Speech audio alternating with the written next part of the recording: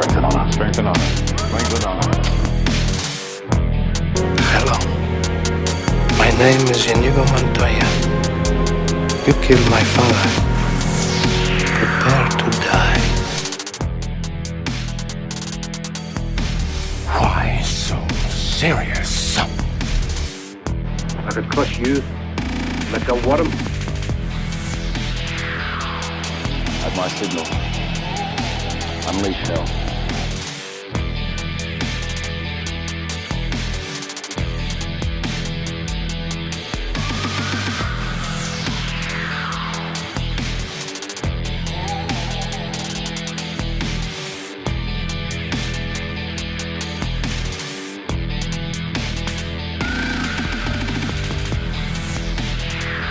Do or do not.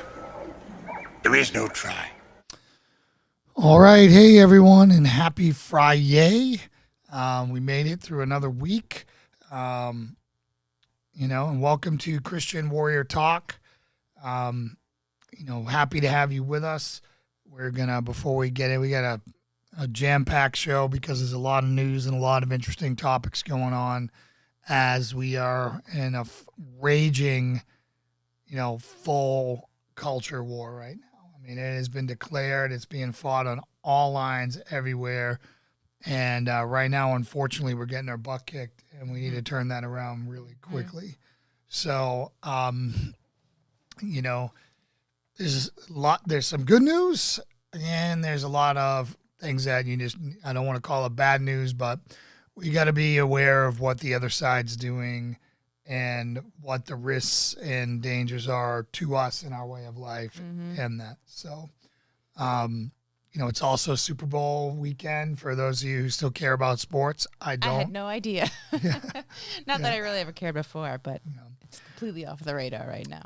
And oh man, I mean, so the things we're going to talk about today, I put them in the description on there, but we're going to talk about everything from the military purging conservative patriots from their ranks. We're going to talk about Iranians coming across the border. We're going to talk about cancel culture and Morgan Wallen and Tom Brady, for supporting having a MAGA hat in his locker. We're going to talk about the Chinese military and Chinese society purposely trying to become more masculine while the U.S. devolves into the LGBTQ mush. We can't figure out what bathroom to use. How the hell are we going to fight a war? We're going to talk about, the double standards that we're seeing, as we cannibalize our own who make mistakes, and the left never does. Their people have 1 million lives. They can do whatever they want. They're never held accountable. I mean, they can kill people, bomb buildings, do whatever they want, and nothing.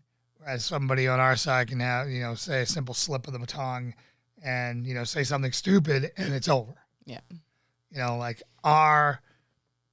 Again, we have ladybugs like whoa on this set. I don't know what's going on, but so if you see something flying around, it's a ladybug in February in Virginia. That'd be the fly on May. Hey, Mike, good to see you.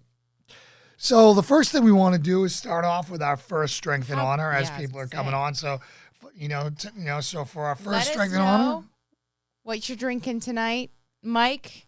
My guess is this water. How are you doing? I hope you're not partaking. So here's what we want to know. We want to know what you're drinking and if you brought a buddy and who your buddy is that you brought. So again, for making it through another week in the year of 2021, strength and honor. Strength and honor. Strength and honor. Strength and honor. We are not drinking Trump wine tonight. No, we have finally burned through all of our red Trump wine. We have some white that I got to chill. So tonight it's like bottom of the barrel gift wine that we've gotten that people have drawn. I mean, I don't even want to show you the bottles because I'm not even sure what the heck we're drinking. Though I did get one. I think I'm drinking one. We're drinking one right now. That's actually a really good one. I think it was given to me by a friend of ours named Buddy Weber, and it's all Italian all over the bottle, which I can't read, so I have no idea. So that what must it is. mean it's It's got to be good. Yeah. Yeah. But water for me, wine for the lady. All right, Hey, Mike. Jan, good to see you. Following the rules. Yeah. Mango Moscato. Mango That's Danae Moscato. Scott. Wow. Well, that sounds nice. All right. All right. Is Chris Scott with us? Is he, what's he drinking tonight? Yeah. I know it was It's Chris Scott who usually was getting thirsty last time, right? yeah. Salty Sam's drinking an S&H. No, that's Strength and Honor. Oh, Strength and Honor. Okay. We're not that far in. All right. Another one. We're in number 2. Strength and honor. Strength and honor. Strength and honor. No, I used to like acronyms and abbreviations yet, guys. Makers 46. Oh, Makers and 46 That's for right. Chris Scott. Yeah.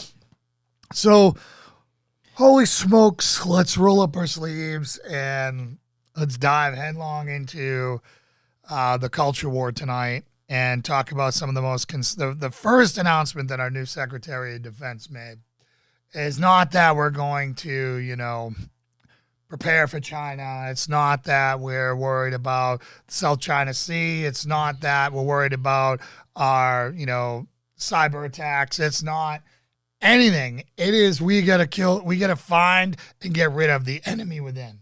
Yeah. And they specifically are only talking about one person, not the jihadis in our ranks. Mm-hmm. No, they got to get rid of the diehard conservatives in your ranks. In our ranks, right? Christian nationalists, right? Right, and this just telegraphs you, right, what the left has done in the past, right? Look at what Trump had to deal with as he went through the swamp of how many left-leaning generals and swamp creatures were in the Pentagon and in the military, and the left is showing you, he should have did the same thing and just got rid of everyone, just dismissed everyone, have the secret police go monitor their accounts and see, hey, how'd they vote, this, that, and get rid of them. Well, I'm sure, and I think that this new Secretary of Defense, he has a bunch of allies in there now who are probably more than happy to follow this. Yeah. This is more than a request. Yeah, well, this initiative, this thing that they're doing, and they're just making us look at our fellow Americans as the quote, the enemy within. So now we're calling Americans the enemy within. Well, they already have as far as citizen level, but to also then, I think it's a kind of a step up to go after people who've committed their lives to serving the country on the military level and really attack them there as well. Yeah, and it's really, sad, right? So we can do the social experiments in society if we want, right? Meaning that society, the consequences of us experimenting with all the ridiculousness of the LGBTQ, unicorn, Pegasus, dragon, butterfly, whatever thing is out there, right? If you want to identify... more glitter added to that every time you say it. If you want to pretend that you're a butterfly for the rest of your life, great. I don't care. Right. But our military has one job, and it's life and death, and it's to protect us. And there's no room for other than anything that makes us more efficient at killing and defending is all we should do. Yeah. Anything more than that is something that's going to slow us down, complicate things, confuse things, and cost lives. Yep. I wonder if they did any initiative on trying to find Antifa within the military. Yeah, I don't think people probably who identify as Antifa ever even took that initiative to. Yeah, it's hard to be in the military from your mom's basement. Yeah. You got to get up early in the morning. All that discipline. All that. Icky. Right. You can't have purple hair and blue hair and all that. That would have been a quick purge. Yeah. So this, guys, is really, really, really bad. The fact that they.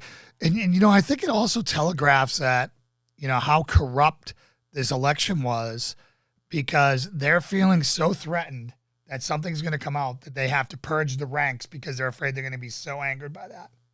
Right. I think would a guiltless administration be doing this? I don't think so. We've never done it in the history before. Why would we do it now? Well, they have. What?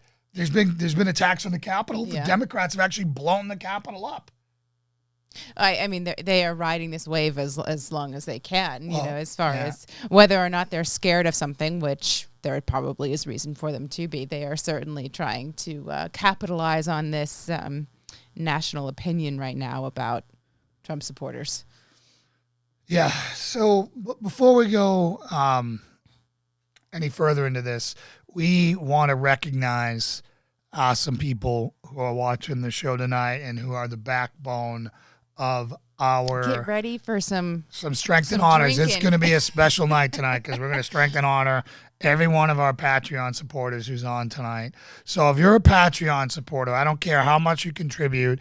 If you're on there and you're contributing, please let me know that you're on there. We want to recognize you and we want to cheers each and every one of you. And Lauren will keep track of that. We'll work it all in so we don't do like 10 in a row. Yeah, we'll see how many people That'd be are a quick listening way to tonight. get I through have there. the whole list. So The list is one, I know Mike Ferrugio Yes. is one of our biggest supporters. Him and Jan always have been. So that's 2 for Mike and Jan. a sip each. Oh boy, Strength and honor. Strength and honor. Strength and honor. Are they hearing the strength and honor? And for Oh. Jam, All right. why are you short? Strength and honor. Strength and honor. Stepping on Strength Jam and there, honor. huh? Sorry, Jan. Hopefully, Mike, you have a big glass of water there, bud.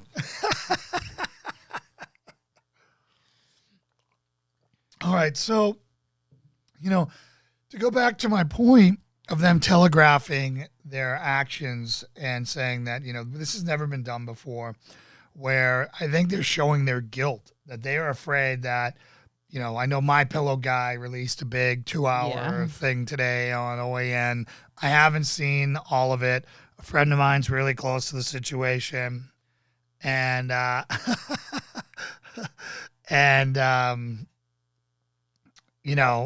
hope it's all true. Yeah. I just know that what are we going to do now that Trump's out of power? Yeah, I mean, he posted this friend posted this kind of like, keep your eyes open, it's coming tomorrow thing. And then, they released an almost 2-hour, episode from Mike Lindell with all of this proof. They go through and it's stuff that's not just maybe, they're saying that this definitely happened as far as the examples that they showed. But yeah, it's like, okay, great. Right. Now what? Like, now what? Like, what's Trump going to do for Mar-a-Lago? Any of this requires someone in a position of authority to care or Right. to have the Or the media cojones to care. to do anything with it. And so, I mean, yes, it's great. Yes, it's going to piss more people off and say, yeah, see, we were right. We're not crazy. But what? It's not going to go anywhere. Yeah, well, I've told you I've been suspect on Newsmax all along. Right? OAN so far has been the only one who hasn't betrayed my trust on there. It's just a very low What did budget. Newsmax do?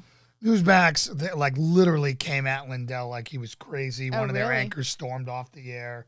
Like they're gonna lose most of their viewers now because people were going to Fox because Fox wasn't doing it to go to Newsmax. Yeah. And Newsmax was preying on the Fox fallouts, and now they just blew it all up because Really? and I saw that Fox is getting sued for billions of dollars in defamation for the for mentioning the Dominion whatever For things. saying that they had the ability to. Yeah. So I've ever since I saw and I liked the guy. The guy used to do the morning wake up. You remember his name? I can't on Fox. The early Rob something. Rob Schmidt or something like that. Is it Schmidt? That sounds. Yeah, I think it's Rob Schmidt. And hey, Victor, good to see you. That's the last time I'm going to read any. I'm not going to read any of your comments because the gummy bears are coming, Victor. We're glad you're doing well, though. Yeah, you dropped a lot of weight. You're looking good, homie. So what was I? So anyways, and ever since I saw him lose his mind after the 6th, I knew that his beliefs weren't strong and that he was just, he might be a great guy. He might be Rob Schmidt. And he just absolutely went off on some things that had no context. Like no one calmed down to wait. Like everyone rushed to condemn instead of finding out what the heck was going on. And that's who you could tell who had an agenda, because everyone who didn't have an agenda was like, slow down, let's figure this out. Mm-hmm. Whereas everyone else was like, we're going to contend. There are not many people saying that. Yeah. It's rare to find someone without an agenda these days. So the Supreme Court can't hear cases, so that's not an option. No state court would take the case. So what's the option? The Senate to open it? Yeah, there is nowhere for it to go, Mike. Unless the people rise up and tens of millions of people decide to start acting a fool. Too little, too late. It's all too late. They stole it, and they're going to jam everything down our throats. And America died. Free America died this January. And I hope she doesn't rest in peace, and I hope we can work to bring her back. But that's what this show's all about. This show's all about the culture war. With something like that, and I haven't watched the whole thing, and I know it's been deleted many times, which right there tells you that there's probably something factual about it. To know how clearly they lay out their case, or whether there's any stretching left, which in some situations there are. But if it's laid out well and convincingly, I think what we can do with that is say, yes, this last election let's put that behind us, but show it to as many people as possible. Yeah. The people who have not believed this, or anyone who might be convinced to vote Republican the next time, to at least have their eyes opened to what happened for the future. I think that's what we can do with information like this. I totally agree. Again, I believe 100% that military option's not on the plate. There is no political option on the plate right now. We have to win the culture war and win overwhelmingly with the truth. Mm-hmm. And that's how it has to be. Because if we don't do that, there's no way to turn this. Yeah. So anyways, that's without violence, and that's not an option. We all lose in the end of that. All right, so let's bring up our next Patreon. Let's get Chris Scott in here. Chris Scott, strength and honor, brother. Strength and honor. Strength and honor. We're cheersing to Danae also. Yep. And Danae? Strength and honor. Strength and honor. Strength and honor. All right. Ooh, this wine's got a lot of... It's not going down as easy. It's fighting me down. 2007, who knows if it's even still good? I have no idea, but... Woo. It'll work. It'll get the job done. I can breathe it off. So anyways, I'd love to get your thoughts on the military. I can't think of one redeeming factor about what they're saying and what they're doing. They're destroying morale. I guarantee feel so you. bad for Like the if troops. I was in right now, I'd be looking for the door. Well, and that's what I was, we were talking about this at dinner. It's because we know some people who've worked so hard, and they just went 2 years ago. They became a SEAL. They made it. Someone that Jason helped train. And I feel so bad for all of the people who committed to the military on that high of serving for Trump. Right. But they went through just the training, kind of the getting in phase then, and now they're doing their true service years. Yeah, well, I can even do... It must be so crushing. Yeah. Well, how about if the country's a totally different country? Mm-hmm. You enlisted to protect land of the free, home of the brave. Exactly. And now it's no longer the land of the free. It's the brave. It's like the land of the LGBTQ, XYZ, unicorn, fairy dust, butterflies. Yeah. And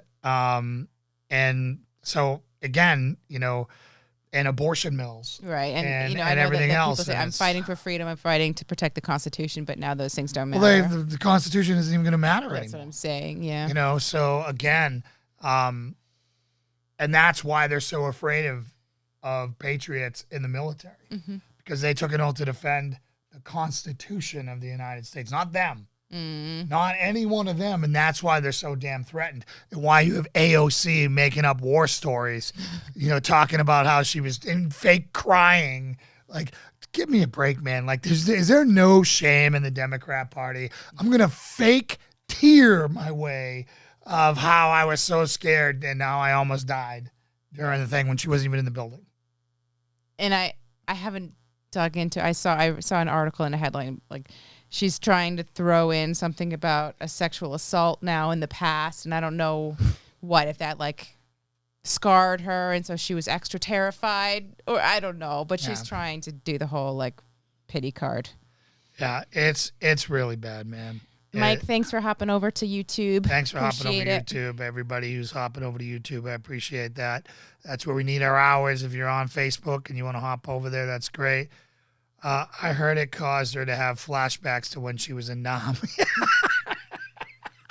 That's a great one, Salty Sam. Sunshine, thank you for loving our channel. We appreciate that. It means absolutely everything to us. We're here to try to make a difference in everyone's lives. That's, and maybe most days we don't, but hopefully someday we'll say something that either makes your day or gives you some strength in a moment to make a hard decision. Yeah. Not so hard. We just think it's awesome that you guys spend Friday night with us. Yeah. I mean, we were literally talking the other day, like when it comes to Monday and like I haven't seen you guys in 2 days, I'm like, I miss our audience. Like I want to go live on like Sunday, but I'm like, man, I miss our peeps. And particularly this is like a really good Friday night now in the COVID world. It is. I mean, this is the last week was the most tipsy I've seen you in like 3 years. Truth. Yes. 3 years plus. Yes. Should we tell them about the T-shirt we're going to make? Ooh, what do you mean first time YouTube asked for survey on your channel? What did they ask? That's interesting, Chris. I wonder. Are you a Christian nationalist? Yeah. I mean, that's pretty, we do you identify as a Republican? Maybe we won't even finish this show. If they're already like surveying people, how bad are they? Or do they put surveys on channels that are like increasing in popularity? Yeah, man. We can only hope it's that. Yeah. It's not like we went up like 3,000 subscribers. We went up like 60. That's good. That's great for us. We were stuck there forever. That's why we need you guys to bring your buddies. Yeah, we need to bring your buddies. So who else is a subscriber on here that we can strengthen honor one of the most from our Patreon? Ones, and I don't know if she's on, but Ruth Gus, and she's local, who's been supporting us for a long time. Here's to Ruth. Strengthen honor to you, Ruth. She stays quiet in the channel. So let's get into some other things now, and this is going to kind of spiral into Tom Brady and Morgan Wallen and cancel culture with them. And, like I was reading, actually one of Mike's pages and, threads, and one of his friends said that racism was so bad in the military, and that's why it had to be a priority. Like white supremacy is all over them. Like, dude, I did 16 years and I didn't see it. And I did it in the SEAL teams, which is extremely white, and I didn't see it. Can I 99% white. Throw that back at you? Sure. That maybe that's why you didn't see it, because you weren't around. You don't think that a bunch of them would be dropping a bunch of like foul language and saying stuff with no risk whatsoever? All right. So you think you'd be more likely to see it in a group? Without a doubt. Okay. Versus when you're around the people that you're racist against? Right. Okay. All right. Right. And it's not like we weren't going and doing interops with other people from other races and other countries and within our own everywhere. None of it. Okay. Because, you learn in the military, it's mission first. Mm-hmm. But that doesn't mean that, like, when we were on a ship, and like if I was on a ship, to be a table full of a bunch of black guys over there hanging out, and then to be a bunch of white guys over there hanging out. What didn't mean they're racist or segregated. They segregated. Just they had similar likes, similar cultures. The country boys are over there listening to country music. They don't want to listen to rap. Yeah. And the other guys are over there listening to rap. I mean, it doesn't make them racist. It's preference. Yeah. You know what I'm saying? So it's like you tend to want to be around people who share your culture, identity, likes, views, right? And those people tend to look alike. Right? Now that, and unless you're like Mr. Hip Hop and you're like, what's his name? Tom McDonald, who purposefully moved to the hood to be in the hood, being a white guy with braids, to like experience and being around there and show that, whatever, because that's the culture he wanted to be in. Right? So the First Amendment is gone. They will be working overtime to take the second as well. My state dictator governor just made it mandatory that LGBTQ will be taught from kindergarten on up. Which state is that, Benjamin? Let's never go. Yeah, if you say Tennessee, we're going to change our plans right now. Thank God my church has a great Christian school. Yeah, exactly. But Benjamin, what state are you in? And again, I know there's a delay here. New Jersey. New Jersey, yeah. Well, that was never on the list. Yeah. For many reasons, however. For a lot of reasons, but Jersey. It's just sad that New York and Jersey and and places like that get defined by their cities when there's actually massive, like country boy, northern rednecks, as I would call them, hunters, fishers out there. all Like New the York states State do. is Yeah. giant, and it's got some of the best, nicest country up north of Beautiful. it. Yeah. Beautiful. All Yeah. water, mountains, lakes, the Adirondacks, the whole thing. And they get stuck with the politics of the city. Because Yeah, there's too Benjamin, many. don't blame you for thinking to leave. Do you have a destination in mind? We hear Tennessee's nice. Yeah. So anyway, so let me get into that. It's about preferences, right? That doesn't make you a racist. Just because you want to hang out with people who have similar likes and views, that doesn't. Where you become a racist is if somebody who didn't look like you had similar likes and views and wanted to come over and hang out with you, and you said no because they look different. Yes. That is where the racism kicks in, Yeah. which I have never seen in my entire life. I'm sure it's out there. But I'm just saying, like, Yeah. we're acting like it's around every Everywhere, corner. yeah. And I think the word racism is overused. Oh, absolutely. Right? So racism preference, meaning if I like to date, white women because they look like me, that makes me a racist. Yeah. Doesn't mean I wouldn't date a black woman. It just means that's my preference. If I date brunettes, like I'm married to a brunette, I'm partial to brunettes. Am I a blondist? Totally. Thank you, Ew, blondists. It's ridiculous. Yeah, I can't remember who. Oh, it was someone, the daughter of a friend of ours. She was saying that she was getting, because she was asked on college campus, like polled or something, if she would date a girl, and she said no, I wouldn't, and they were calling her transphobic. Yeah, or, whatever, because her personal preference preference wasn't to date women. Yeah. So because she wouldn't entertain being, consider being in a gay relationship, she was a phobist. Yeah. Where that has nothing to do with that. It's her not saying I don't want to be around you guys. It's not saying, you can't come hang over here and you have the same views as me because you're attracted to. It's just absolutely ridiculous. Yeah. Well, but we are in now. That's a good way to put it, Victor. Racism is an action. Prejudice is a thought. Chris got my wife is racist. Yeah. So Chris is black and his wife is white, and we met them during they joined small group last night, which was awesome. And that awesome was so addition. cool. That was great. You were a great welcome addition. If you guys aren't participating in that, what's wrong with you, man?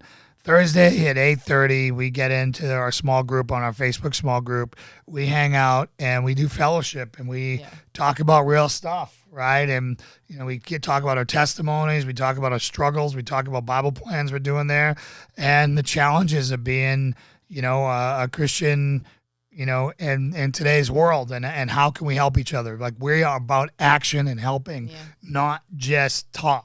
Mm-hmm. Right. So anyways, so now this rolls into, let's talk about Tom Brady first, because he's the easier one to talk about.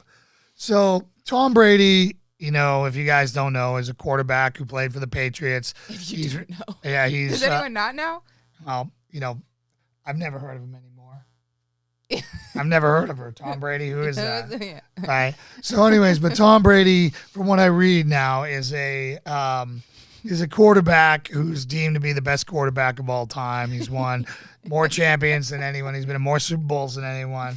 Your Boston is showing here a little bit. And just so happens to be friends with Donald Trump. Had a MAGA hat in his locker one time during a press conference, and refuses to talk politics because he knows that. Yeah, so people ask him trap questions and stuff. Yeah. Hi, Brandy. Hey, Brandy, good to see you. Well, let's do another toast. Yeah. So, to Brandy Hip, and Tamara. Here we go. Strength and honor. Some of the OG supporters. Mike and Jan are the oldest OGs. Strength and honor. Tamara. Strength and honor. And so anyways, he knows that he was a quarterback in Boston, or in, Massachusetts, New England. So liberal bastion, the right armpit of the country. So he never talked about it. And now some woke sports writer says that he's been getting a pass because in this year of cancel culture where everyone's getting canceled, why does he get to say, I'm not going to talk about politics? Mm-hmm. And it's like, you can't. It was white privilege. Yeah, right? it was To white say privilege, right?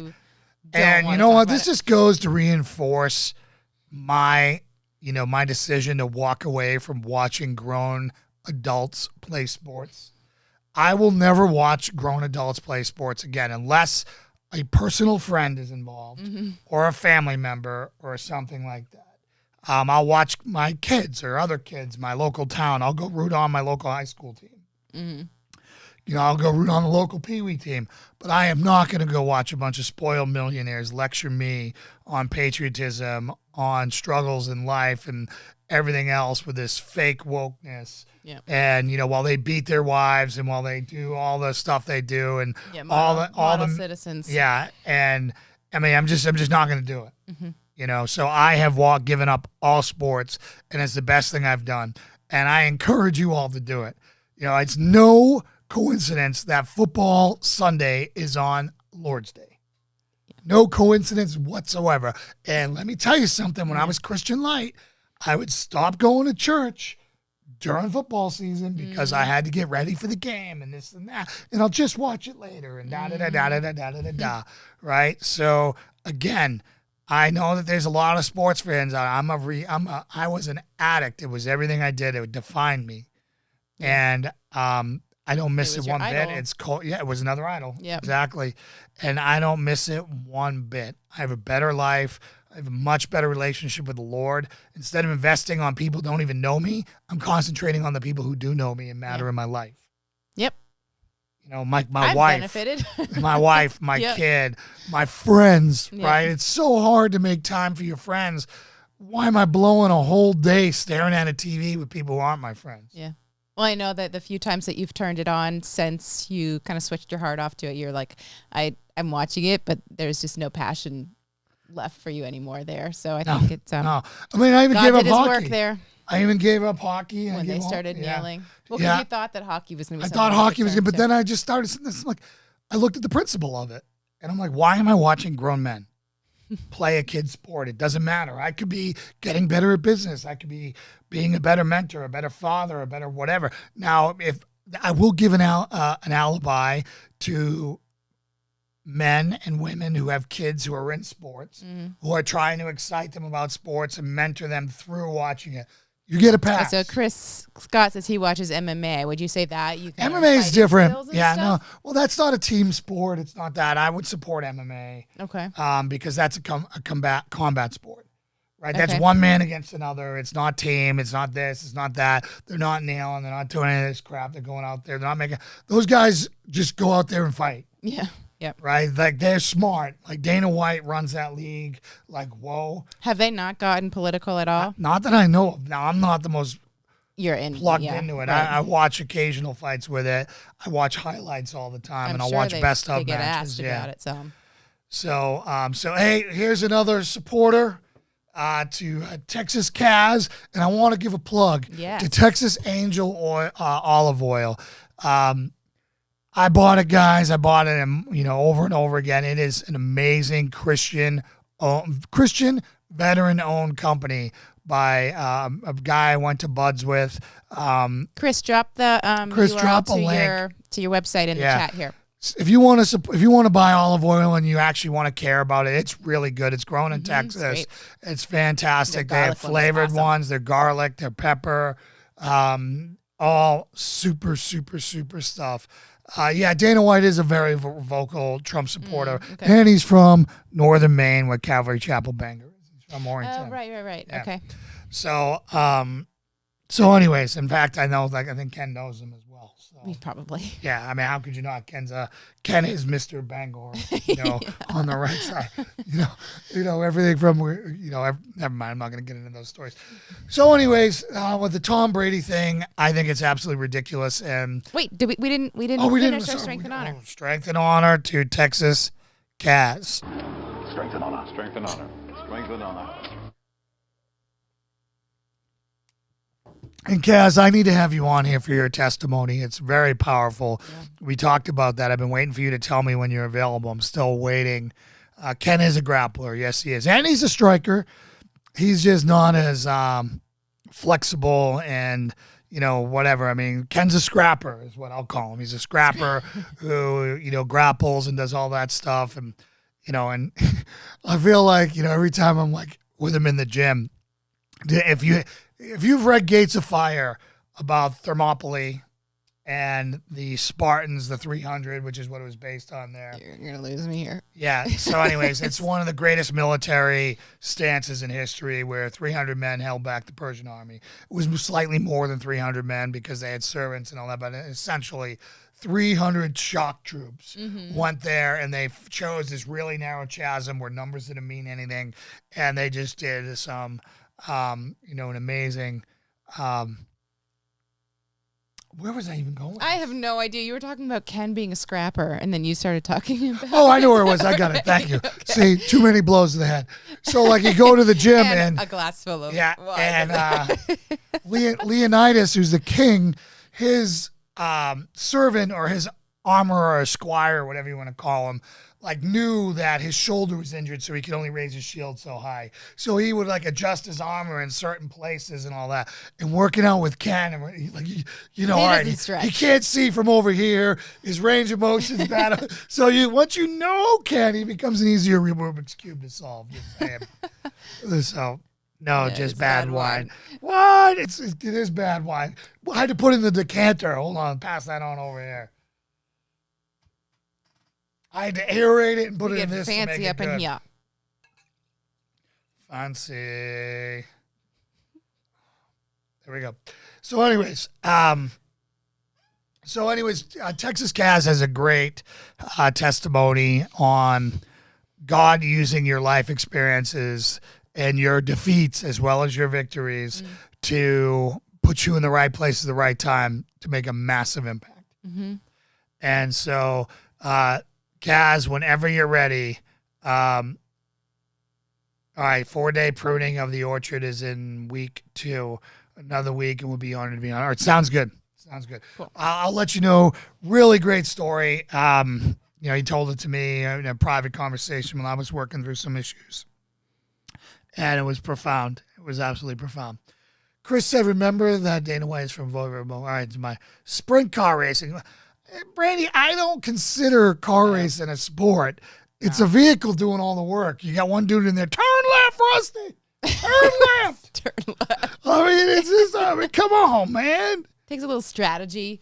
But, it's strategy and it takes guts. It's like a sport, like skydiving's a sport. Gravity does all the work there.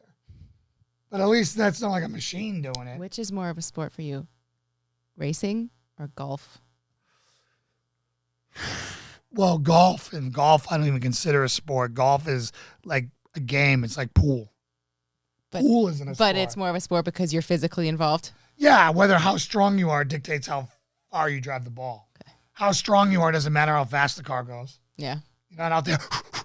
Brandy said racing. You're a race fan. Well, they're both up there on me. It's want. Like, I'm want mama, so you'd think that I'm okay with want, but holy boring, guys. What's that? Watching racing or watching golfing? Yeah. They're both. That's bad. You'd rather have mama's want chicken than watch that. It's like watching a marathon. Like, I'll come back in 5 hours and see how it went. It's really titillating. Oh, man. All right. Who else do we get a strength and honor? All right. I don't know if they're on, but the Boyles. Ah, yes, the Boyles. To the Boyles. Strength and honor. Strength and honor. Rambo Boyle, if you ever see him on here. Golf is boring as the day is long, I'll tell you that. Racing could have a crash. Yes. Isn't that sad that that's like what people hope for? It's like the most exciting thing is the car wrecking. That's pretty. Joe Schmo's here. Good to see you, brother. All right, so that was my rant with that, and then Morgan Wallen. Morgan Wallen, who's a rising country star.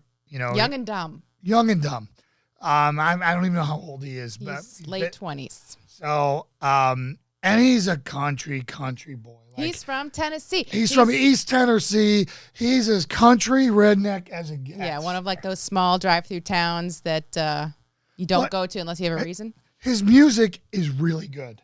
Like, he's my favorite artist out there. So we found him because he did a cover of He did a song called Cover Me. And it's a PTSD song. He did a great job with it. I hadn't heard the original. I didn't know it was a cover until and the video he did will bring you to tears. Yeah. Google it.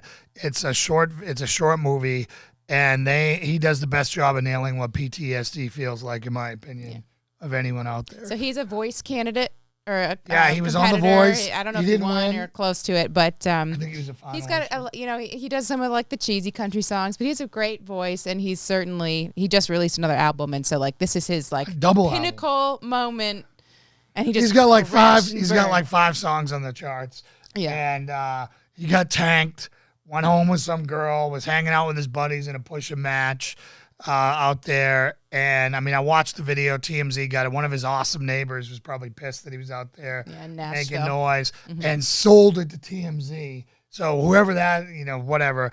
And he dropped a racial slur. He dropped the N-word out there, which a lot of people do, like it's going out of style. But now we're literally going to ruin this guy's life for saying that word once, which...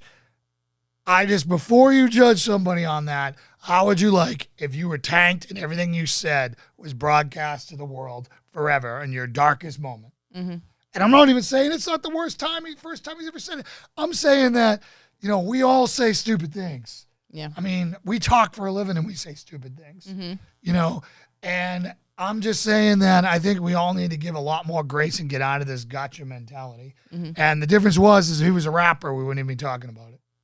Or if he wasn't white. Yeah, or if he wasn't white, he could say it 6,000 times in a sentence. It could be the only word he said all night, and it wouldn't be an issue. I mean, there's so much baggage with the word, and it is a sensitive topic, and I think for anyone who's using it in a way that they mean it the way that it was meant. It's like, when you call me a cracker or a white devil, or you call me all these things, I don't think you should have your life ruined. I don't think that it doesn't seem like he's racist. I think that he was ignorant possibly to using it. He sees a lot of cultural references to it being used. He's in the music industry. It's used all the time in the music industry.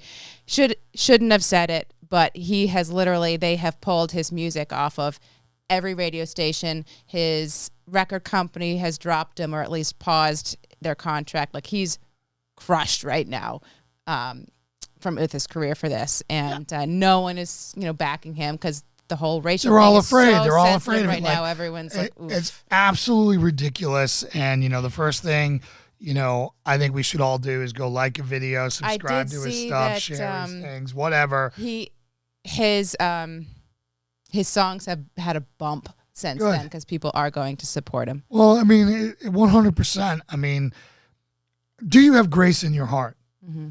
Are you a darn Christian? If you're watching this show, you better be a Christian. And if he asks for forgiveness for making a mistake, you better forgive him. Because if you don't forgive him, God isn't going to forgive you. Yeah. Right? That's the standard we're talking about here. Not to bring some levity to this conversation, but John Boyle, who we just strengthened on our toast, he says road biking is his sport of choice with the bike shorts. Oh, my God. John Boyle. I still don't understand road biking. I don't understand jamming that skinny little seat into your taint skin and cutting off the blood flow to your reproductive organs for whatever reason. I don't know. I don't get it. Yeah. All right, now we can go back to talking this. Yeah, he without sin cast the first stone, So again, and every company that I see pull the plugs with somebody when they make a mistake like that, I immediately cut them out because I know what they are. Mm-hmm. They are scum of the earth, right? Mm-hmm. And who are your friends during that time? Yeah. Like you find out who your friends are really quickly. And everybody who ducks and covers. Now, some people in public might like, I'm just going to make up a name because we were just at her place. Dolly Parton might condemn him this way and kick him $2 million under the table and give him a call and say, hey, listen, I'm here for you. I just, I got three movie deals I got to finish doing this, and I'm going to support you in every way I can behind the scenes. What do you feel about that? For someone to that is lacking courage. I mean, I am not they for don't it. want to I am sacrifice not their own for career it. by supporting. He's Right. like, what does that all say about? I mean, where we are as a country, which everyone Well, knows. it just goes to show you that courage doesn't exist anymore, and Yeah. the whole home of the free, land of the brave does not exist anymore because we are afraid of who our friends are. We are afraid of, of this. We're so paranoid of being called names. Yeah. Well, and he's being hung out to dry because he's now being made to be the poster child of how country music is racist. Whatever. And that whole industry, so The he's country being, race- he's being, put on the pedestal, or that's the wrong. It's preferences, it's flavors, it's food. Yeah. Well, I think they're saying that the country music industry doesn't support black artists or something. I mean, they have a lot. They have some. I mean, again, I don't know. I'm not going to break down the data. I'm not going to break down the stats. It's a cultural thing. If there were more people who dug, if there were more Arabs who dug country music, there'd be Arab country artists, right? It just whatever you I don't prefer. know. Yeah, who knows what goes on behind the scenes? But it's a shame because he's very talented. He's very talented. And he certainly needs to sort some things out. You can tell, He's a wreck right had now. Fame come on to him pretty quickly at a young age, and he's living the party lifestyle as so many people have. And of course, it's in front of all the cameras. And he's had several oops moments caught on film. But this is the one that Hootie, Darius Rucker, Hootie and the Blowfish. Mm-hmm. There's others, man. But the main thing is this, right? Is that imagine what everybody who watches this program is usually, around my age, with give or take 10 years, right? And imagine if smartphones were around. Well, think about when the we all Trump grew up. thing. The whole what he said in the trailer and that during the campaign. And everyone's like, "Oh, this is gonna be the end of his." Grab him in the Billy bleep. Bush thing. Yeah. So, it's just, I think we all have to have grace and we have to walk that walk. And this could have been a big moment for so-called Christians in country music to say, hey, listen, let's not ruin the guy's life because he did this. Mm-hmm. We're going to go stand there and he's going to apologize for it. We're going to do whatever and then move on. And I think the part, What a lack of that courage. would Like have they could have been the industry that we all wanted them to be. Yeah. Right? They're Instead of the all woke so awards. afraid they're they're falling all so afraid. victim Right. to everything. They're all yeah. so afraid they're going to make it a Taylor Swift pop song. Mm-hmm. And it's just disgusting. I'd have a prison ministry. Yeah, prison ministries, I think, are absolutely amazing, and that's some of the things that Ken does. Mm-hmm. Ken does a lot of work with the prisons, of course. And the most broken people in this world who are the most disenfranchised, that's where Ken goes. Yeah. Right? And when someone's on the bottom and when someone makes a mistake, that's the time to capture them in grace. Well, you hear so many stories of people coming out of prison that found God in there and they came out completely changed, which is amazing. And we've been watching our Christian music videos because B likes to jam out. And there's who is it? Zach Brown Band? No. Oh gosh, I can't remember. But there's his videos the are Zach set. Christian artist, Zach Williams. Maybe he did a concert in the prison. He sings that he's a chain breaker. So he sings a song Chain Breaker, and then he's got a couple other ones out there. Church choir. Yeah. Really good stuff. Usually Dolly doesn't care. It stands for what's right. I haven't heard. I've only seen a lot of statements from people that have condoned it and it's just so ridiculous said because that yes, he should be canceled. I haven't seen anyone support him. Go to any rock star's party, go to any rap artist party, go to any R&B party, and when they're all tanked and having a good time, and record it and see what language is used. Well, I think, and that's It's the just part ridiculous. that's always so hard to swallow about these kind of cancel movements and moments is, as we were talking about the double standard. Of the people that you can say, well, they just did that and they got away with it. What's the difference? And it's usually that there's something bigger that people are trying to make that incident a poster child for. So there's instances I was in looking at what happened with Morgan Wallen. J-Lo has used the N-word. Yeah. Post Malone, if you know who he is, he's used it. People who are not black have used it in the music industry with no repercussion at all. But this kid, he represents right now Christian nationalist, I would say. Yeah. If you want to make that connection. He's a weird white redneck. nationalist. I haven't heard him talk about, church at all. He is. He wears a cross earring. His dad was a pastor. So there you go. So he is case in point everything they hate about America right now in this comments on these videos, people are like, "Are you surprised? You see the mullet. Are you surprised?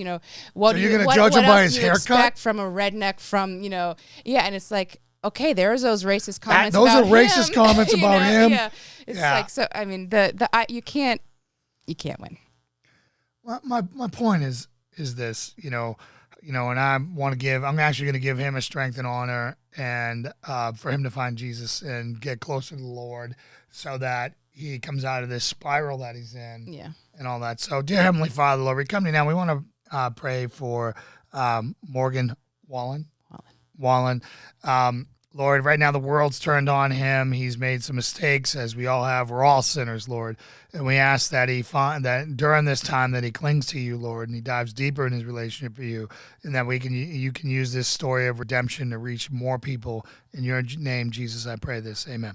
Amen. So, and that's what it should be all about, right?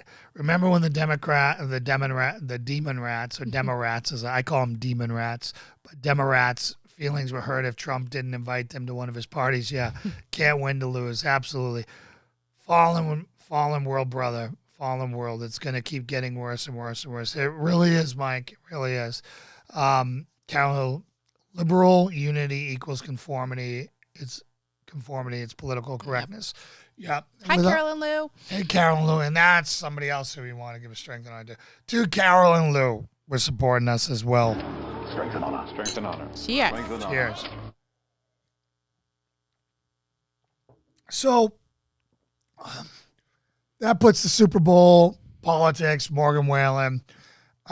Let's talk about there was an article in the BBC about how the Chinese government is trying to make their male population more manly. Yeah. Like they're trying to make, literally the quote was more manly, more masculine. Yeah, we shared the article on all of our PCM's Facebook social media page. platforms. Yeah, so if you haven't read it, it's it's a good article. And they are now the number one power in the world, because they own us. They own our government now.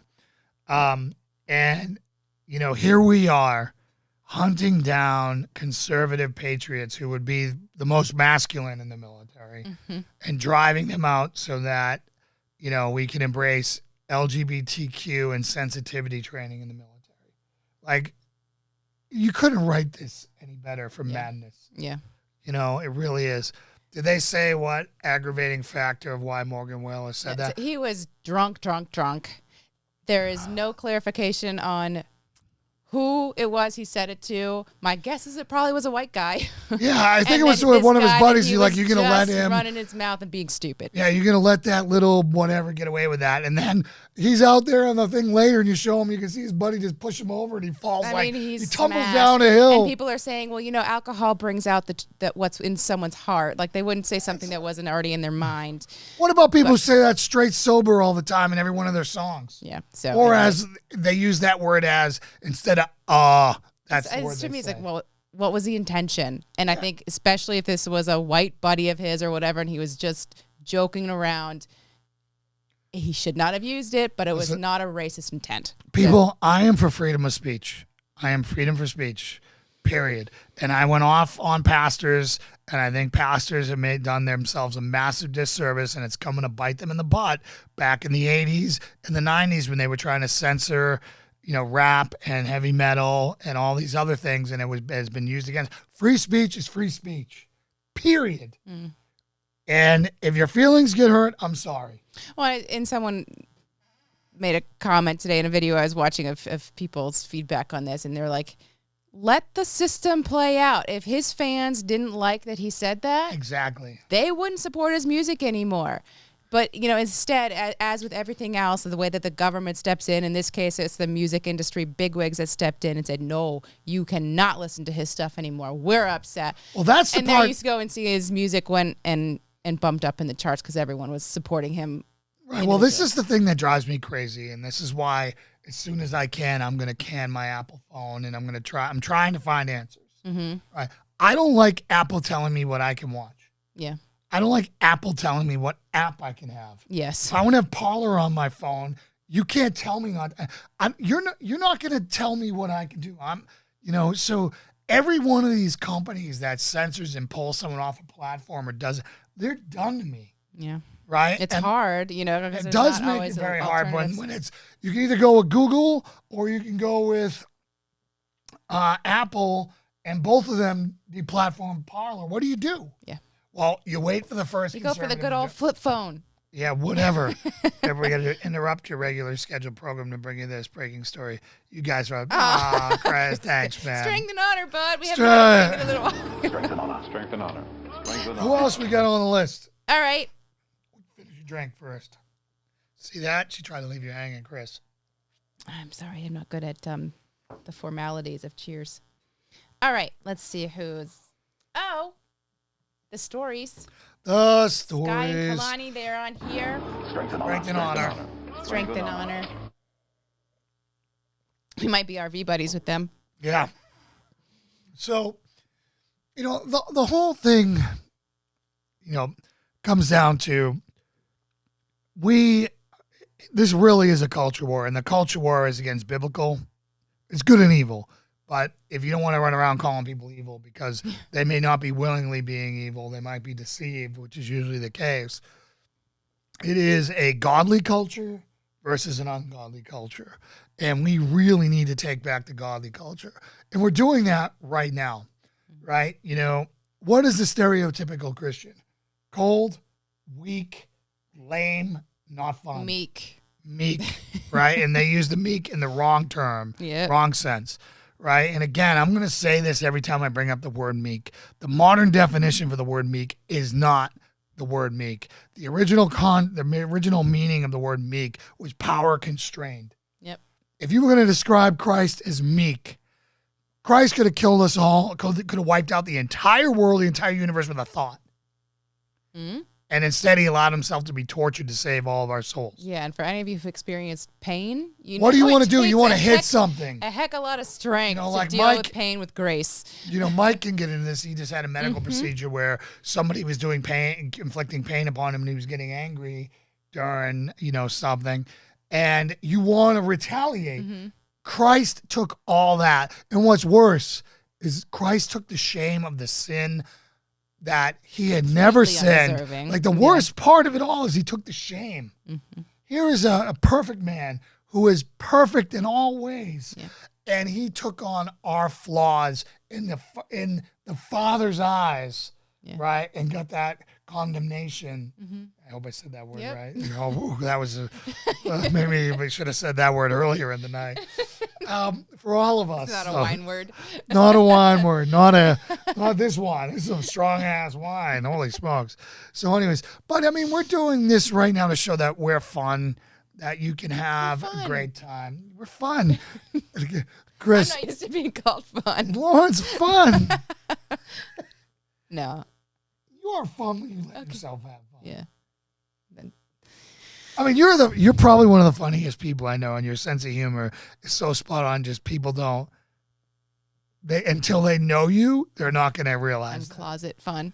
Well, you're the assassin, like when you're hanging around a bunch of alpha males and team guys, I've created an environment around myself with the friends where we always jab each other and we're always kind of making fun of each other and all that stuff. And there'll be guys who they'll be talking to Lauren, and then like an hour later, they call me and they're like, bro, I think your wife cut my head off and I didn't even realize it was like she slayed me on the spot with a, and I didn't even realize. I'm like, oh, that's just sweet Lauren. And all of a sudden it's like, holy smoke, Lauren just ripped my heart out. It's probably not a very Christian thing of me, is it? Well, there's jest and there's fun. You're not preying upon their wounds. You're having fun. So anyways. All right. Did you want to go back to China? Oh, yeah. So China, they get it, right? Yeah. They're doing the research. They know that the most masculine, military, men who celebrate being men is the way to do this. Yeah. It's not men trying to be women. So, okay. So there's a few, I have this article open.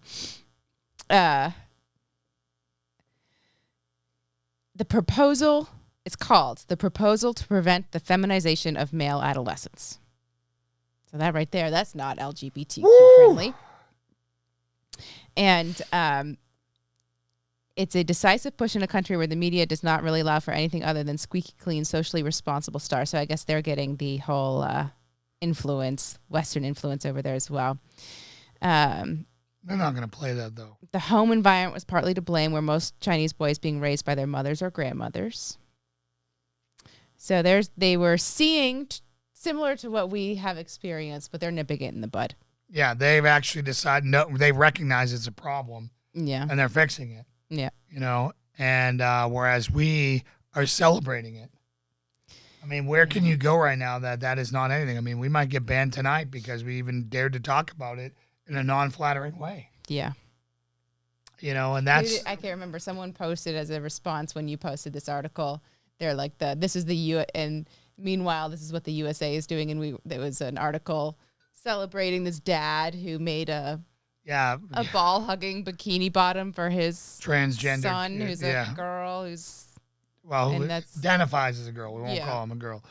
Yeah, so Mike said that's what started the Boy Scouts. Exactly. And it's also like Lauren mentioned that awesome channel, Ask Dad or whatever. Oh, Dad, How Do I? Dad, How Do I?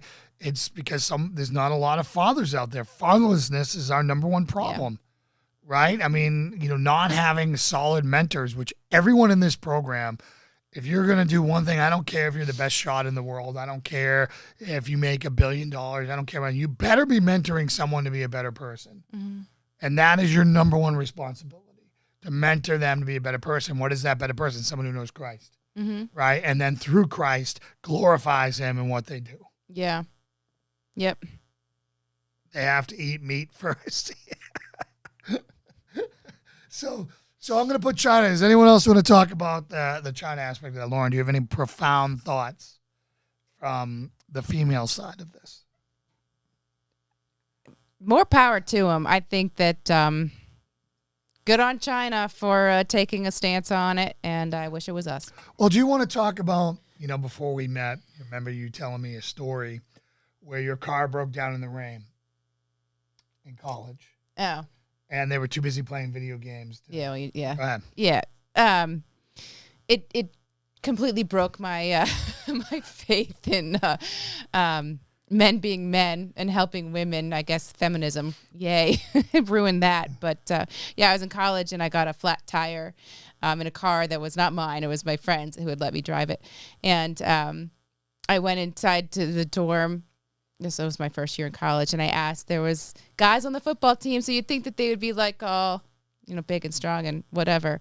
I said, will anyone come out and help me change this tire? And they're like, it's raining. We're playing video games, not now. So I went out and I changed the tire by myself in the rain. But, right there, it was like, okay, that's what I'm dealing with. Right, and those were millennials right there. Mm-hmm. They could have went out with a super hot chick. Guys, I'm a millennial. You just outed me. I'm a millennial. She's a millennial. Anyways, so yeah, so anyways, that's a millennial, and they could have it's not like you were like some really unattractive person. Like they were too busy video gaming and being cool. Like nah, right now it's raining. I'm like I can't even fathom that. Like the go-getter in me was like, hot chick, rain, flat tire, yes. Is she wearing a white t-shirt? Yeah, exactly. Like, dear Lord, thank you. Thank you. I may not have the best GPA. I'm in this thing being brainwashed, but I can unscrew lug nuts and put on and screw them back on. Yes. Nope. They screwed that one up, which was their lost my game. Yep. So so Victor says he's raising his 3 nieces. That's great. Well, here's to Victor. Strength and honor. Strength and Raising honor. his 3 nieces. Strength and honor. Strength and honor to you, brother. So let's see what else. Fatherlessness is mirroring our world's holy fatherlessness, without a doubt. And that's why I had such a hard time accepting the Father out of the Trinity, and still struggle with the Father because of my father issues, without a doubt. If we don't teach the next generation, then whatever we do now is useless. Exactly. Homeschooling. Yes. I live with strong females. We need male-female households. Yep. But we need male-female, without a doubt. Women know how to change tires and some men don't know how. That's 100% true, Brandon. Yeah, they probably didn't know how. That's the truth. And then that's exactly what Salty Sam said. That's because they didn't know how to change a tire. Read the book Woodcraft in Indian Lore. It's written by a co-founder of the Boy Scouts. He talks about his reasons for starting the Scouts and why he even came up with the name. So sad what happened exactly. It's a big problem where men don't know how to be men. People cannot solve the problem. They think they can't think of it. It's 100% true, Jan, and that's why we're here, right? We're here to show Christian men how to be men because, unfortunately, modern churchianity has driven the male out of church, out of men. Yeah. They're these meek beta something mushballs who can't change a tire. Yeah, well, and that's what's great about how Ken runs his CRD program, recovery program for addicts who come through.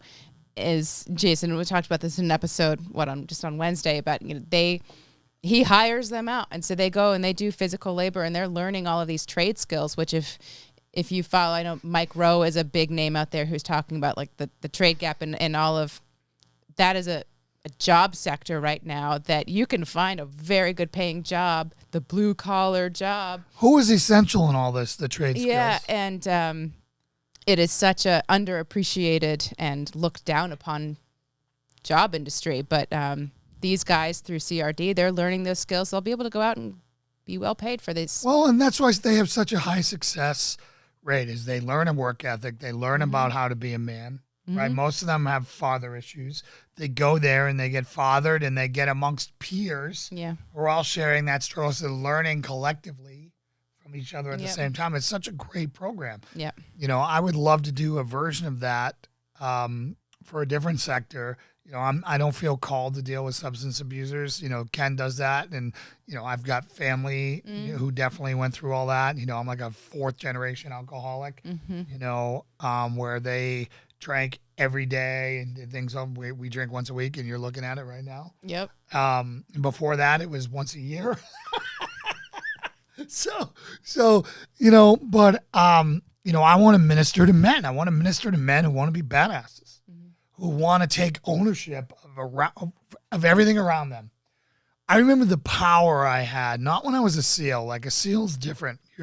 You are literally constrained power around the U.S. When you're on U.S. soil. But when you're a cop and you can, like the thing that I loved about being a cop is I was a solution, a walking solution. Anything that went on, I could fix it.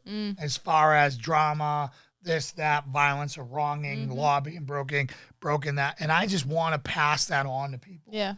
To say, listen, you can be that. You don't have to be a cop to be that. You can be that for your family. You can be that for your church. You can be that for your community. You can be that for your country right now.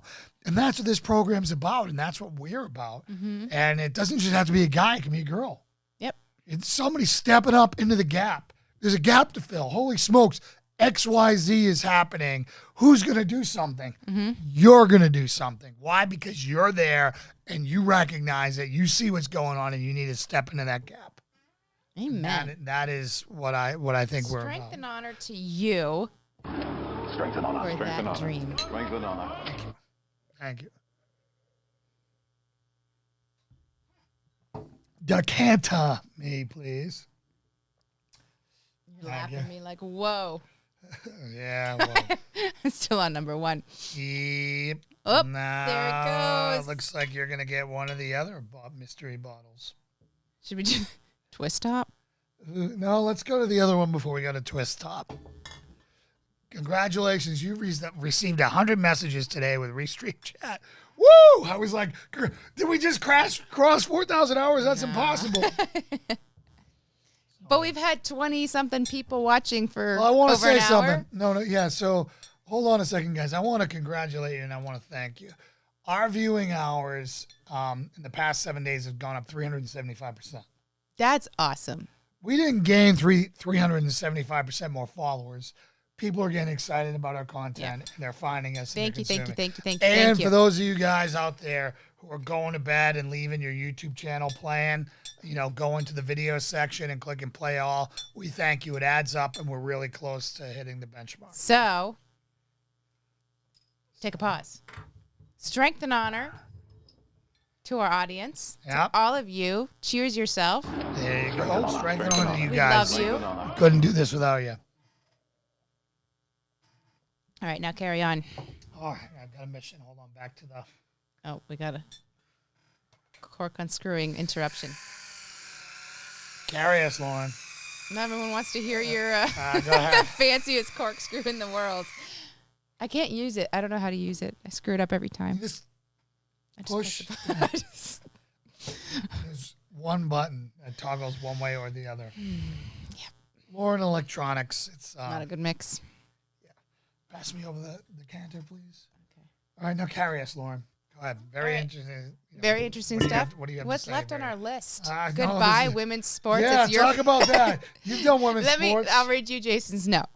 Goodbye, women's sports. Now in all caps. It's your fault, suburban women. Enjoy. You're going to be wiped out of the history books, women, for all sports activities. We've ruined everything with this feminist movement. I Yes. swear. Enjoy. I hate it. I hate it. Liberal, suburban, Democrat women have destroyed this country more than anything. That's the truth. It's literally I'm true. so glad You've I made, escaped. You've unmade men. You've made men not men. Right? Yeah. You've destroyed your own culture now because you can't have women's But sports. now women complain that they can't find any manly men to marry. Yeah, that's the best part. It's like you make your bed, you lie in it, friends. Yep. But it's hard to feel. I'm just. Should I point this out? Sure. Oh yeah, look at that. What? You shouldn't have pointed that out, but hey. It's pretty obvious, but I feel like it was one of those things that had to be acknowledged.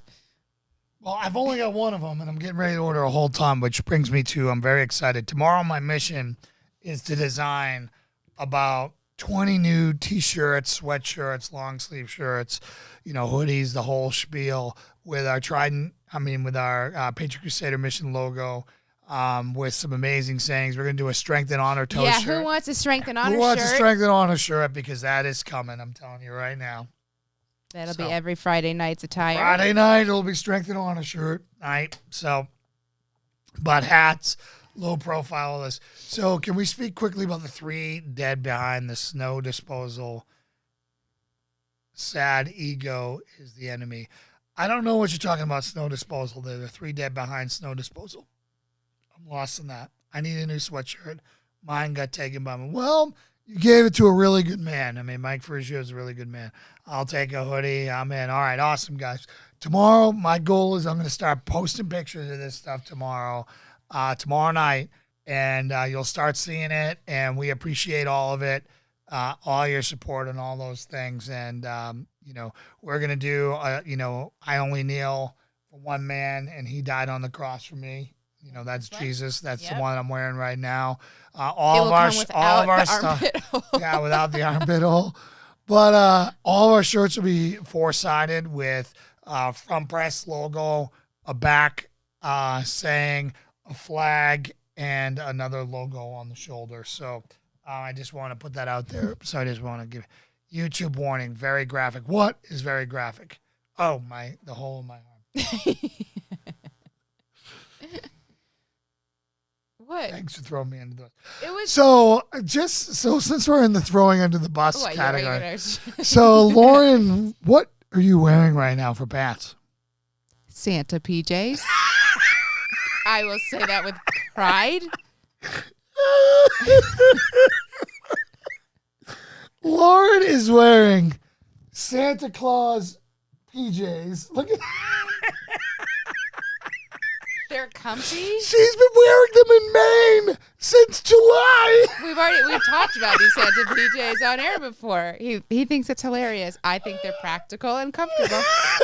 You can't wear Santa Christmas clothes in July. You can when you only have like 2 pair of PJs. I think it's stupid to have clothes that are just for one season. awesome. Texas Cast had ordered 2 Patriot Crusader t-shirts. Great quality, good conversation starters. Been asked about them every time I wear. Awesome. I Thank hope you you're so sparing the much. gospel with them, brother, and I really appreciate that. Well, the shirts have TS and PC, and both are awesome logos and pictures. Just Patriot Crusader Mission logos, not TS. 'Tis the season. Love the Santa PJs, says Danae. I bet some people I'm still glad, have Jan Christmas said, I'm trees glad you have pants on. I always have Frugio's, pants on. Jan's drinking, Mike's not. Normally I'd expect Mike to say that. Not We Jan. both have pants on. We both have pants. Yeah. I just got regular sweatpants on. I got my Adidas things on. Sweatpants. Yeah, Because we- I refuse to wear Nike, and you know why. Yeah. Anyways, so next, let's see what we got here. Nick Cannon. I was going to talk about the double standard of Nick Cannon, who is basically, if you've seen Prager No, University. this is back to the whole racist This is conversation. back to the whole racist stuff. The Iranians at the border. That's what I wanted to talk about. Mm. Let's get to that. So the U.S. Border Patrol arrested 11 Iranians this week trying to cross the border, which just shows you it's not like, people from south of the border coming over here just to work. There are some scary countries trying to get in here, and Iran would be one of them. Yeah. I mean, that's always the. Why would the Iranian part of citizens the be whole trying to open come border over thing. here without paperwork, without passports, without any of that stuff, going through Mexico? I mean, it's just crazy. No Nike, just don't do it. Exactly, Yep. Chris. I'm all set. Everything. Like I have one. I bought right before all that drama happened. I bought a pair of their CrossFit shoes, and I won't wear them out in public because I won't sanction them. Occasionally, I don't even know where they are right now. I went out and I bought Reebok shoes, which Reebok's got its own issues, but at least Reebok said, you know what, Facebook, screw you, we're not playing your game anymore, and pulled their CrossFit. Oh, did they? Yeah, CrossFit just pulled themselves off that platform. Oh. Yeah, now that you say that, I haven't seen that. No, they have. They're just like, we're not playing this game. It's too divisive. You're destroying lives. You're all Wow. set. Okay. So very principled by them, anyways. Mm-hmm. So Victor, do you want to talk about I like turtles or gummy bear? Sure. With your sayings. You said you weren't going to read I it. wasn't going to read it, but he said something insightful about his nieces, so I was hoping that he's going to come back with something else warm and fuzzy, and then he just killed some brain cells of mine there. Texas still have National Guard and Texas Rangers trying to guard border. Good luck to him. Yeah, good luck to him. I mean, that's still part of the whole reason why I wouldn't go to Texas is because it's a border state. Mm-hmm. Border states, particularly in the southern border, are going to get overrun. Northern ones, you could extract if the feds are coming for you. You could go across the Canadian border and get away. Yeah. And actually have a good life. In Canada? Yeah. Well, so his mom's in Nova Scotia and stuff. They just canceled. Yeah. They in 2020, they were like, oh, maybe next month we'll open the border. Maybe next month. And she just said that they were like, we'll just scratch 2021 and readdress it in 2022. So Canada has literally quit and surrendered 2022 to COVID. 2021. Sorry, 2021 to COVID. They've already said they're canceling their entire tourist industry, everything else till 2022. They're done. Yeah. When are we going to stop this, guys? When are we going to let a disease with a 99.999% cure rate or whatever it is continue to destroy every life in the world? Instead of the 1 in 1,000 or the 1 in 10,000 or the 1 in 100,000 or whatever that number is, even if it was 1 in 100, it's a terrible number, but it's still better than destroying everyone's life on the entire planet. Yep. Yeah, I mean, it's a whole different, I don't know, we have suffered the consequences of it with our business, and as have probably many of you experienced it, and it's frustrating. Obviously, there are people who have suffered from the virus itself, and they have a different perspective, and so I mean, it's hard to reconcile the two. But I mean, I know a lot of people have died from cancer. I mean, Yeah. my father-in-law right now is battling a very advanced form of cancer, and it doesn't look good. Yeah. I've lost other family members to cancer. We've lost family members to heart attacks. People die. I think the biggest difference is those, and I fully agree, the why not get this kind of outraged about the things that kill more. It's the fact that those diseases are contained. Yes, it might kill more people, but you're not going to give me cancer. I'm not going to go and spread cancer around the community. So I think in part that this overreaction to the virus is because people are impacting other people. This is one disease that if you don't want it, you don't have to get it. You just don't have to socialize. What if we Literally. shut down the world because of AIDS? Yeah, exactly. Right. It's the same exact thing.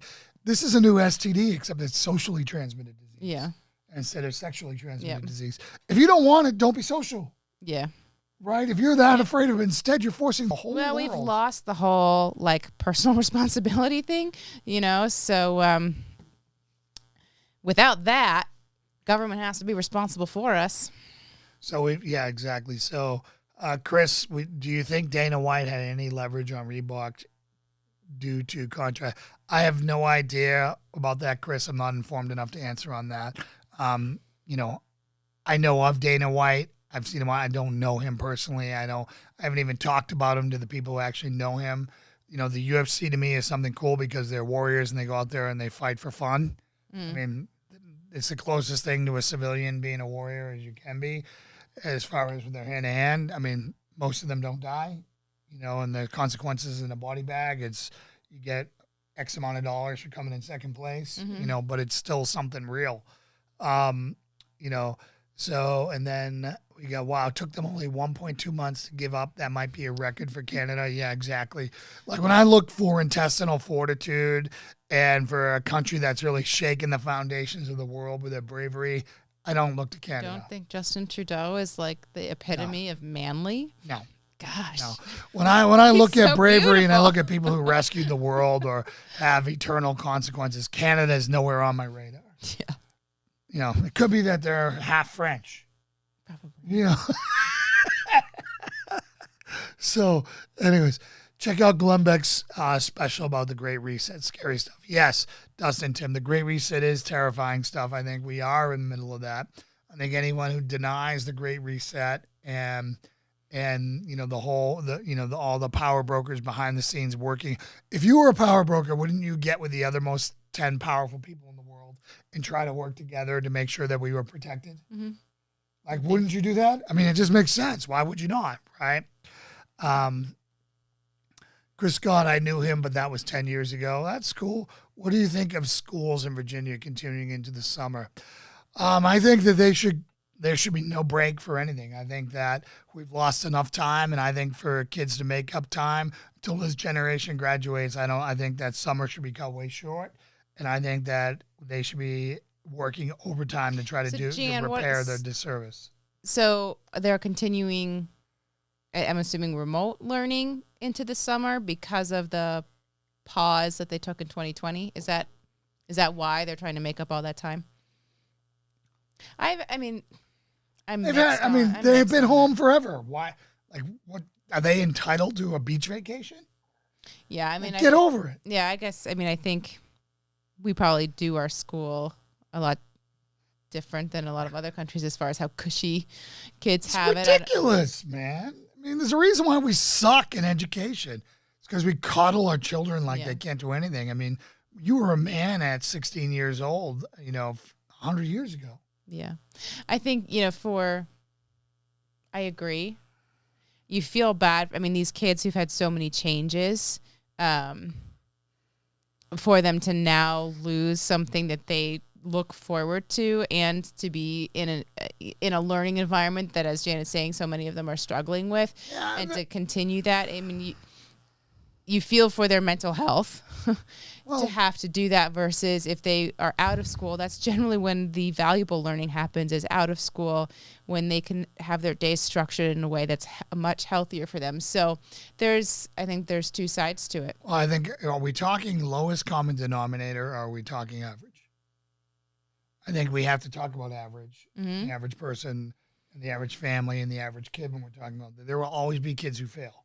There will always be kids who rise. Right. Right. So we have to talk about the median average as when we're looking at all these things. And, I'm sorry, the boo-hoo, the kids aren't having the socialization and all that stuff. Get your kids together. Right. Why can't they? The governors tell them they can't. They can't meet together. They can't play sports together. So it's not the school aspect. It's got nothing to do with the school. It's got everything to do with what the constraints they put upon a society right now, right? So, again, you're talking about, the least at-risk society. Are they going to lose more kids to suicide? Or is there going to be more long-lasting effects to this for not going to school, not excelling, not doing this? But I think it's also done something very important, and a lot of people are going to be pissed off at me for saying this. It's shown how shitty of parents we are. I'm sorry to swear. News Unit just said our audio is low tonight. I don't know if that's just proximity to Mike. Is that any better, News Unit? I mean, I just cranked this, and I'm seeing this red line across the board. Is it me or is it Lauren? Because I'm seeing me redlining right now or coming close to it. How close we are. All right, sound is fine. It sounds like it might be News Unit, it might be your stuff. All right, now it's too loud. Okay. All right, I'm coming back down. All right, it sounds like it's an individual aspect of it. So what if this is really done, and I apologize for cussing, and now I'm going to have to bleep this out when I go to upload it because it's going to be explicit because I said the S word. But I think it's really shown how crappy of parents everyone is. Like, they've been outsourcing their problems to their teachers for so long and saying, deal with my kids. And now they're having to deal with their kids and having to deal with lesson plans and they're having to deal with all this stuff. And I'm just like, yeah, it's a lot, right? But you're not at work. You're not doing anything. I think for some maybe, but